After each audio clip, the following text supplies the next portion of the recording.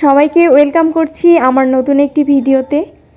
অনেক কর্মব্যস্ততার মাঝেও আমরা চারজন চেষ্টা করি নিজেদের জন্য কিছুটা সময় বের করার। আর এবার আমাদের ইচ্ছা ছিল আউটডোরে বসে গল্প, হাসি, আড্ডা, মজা হবে, তার সাথে থাকবে কিছু খাওয়া দাওয়া। তো আমাদের ঐতিহ্যবাহী রাজবাড়িতে চলে গিয়েছিলাম সেদিন। ছুটির দিনগুলোতে বেশ ভিড় থাকে। আমরা গিয়েছিলাম বৃহস্পতিবারে। আর শীতের বিকাল, পরিবেশটা এত ভালো লাগছিল চারিদিকে। আর লাকিলি আমরা খুব মিষ্টি রোদও পেয়েছিলাম সেই সময়ে। এত ভালো লাগছিল পরিবেশটা চারিদিকে।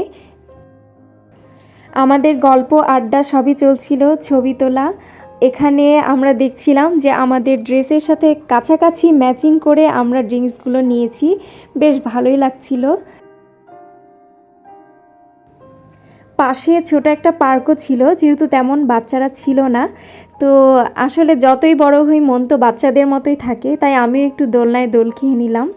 আমরা বেশ কিছু খাবার চেষ্টা করেছিলাম আমাদের ড্রেসের কালারের সাথে কাছাকাছি ম্যাচিং করে নেওয়ার।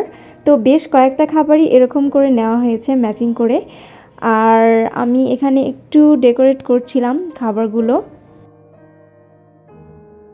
শীতের সুন্দর বিকেলে এরকম মিষ্টি আয়োজন আর সাথে আমাদের আড্ডা, গল্প বেশ ভালো লাগছিল।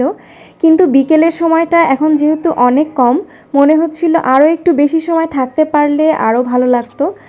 হোক তবু অল্প সময়, যাদের সাথে নির্দ্বিধায় মনের সব কথা শেয়ার করা যায়, ভালো মন্দ সব কিছুই ভাগাভাগি করে নেওয়া যায়, তাদের সাথে কাটানো এই ছোট সময়টুকুও অনেক বেশি পাওয়া মনে হয়।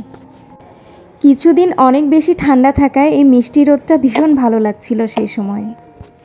জমজমাট আড্ডা আর খাওয়া দাওয়ায় তো দারুণ একটা বিকেল কাটালাম আমরা চারজন। আমাদের এই ছোট্ট মিষ্টি সুন্দর আয়োজনটা আপনাদের কাছে কেমন লাগলো আমাকে জানাতে ভুলবেন না।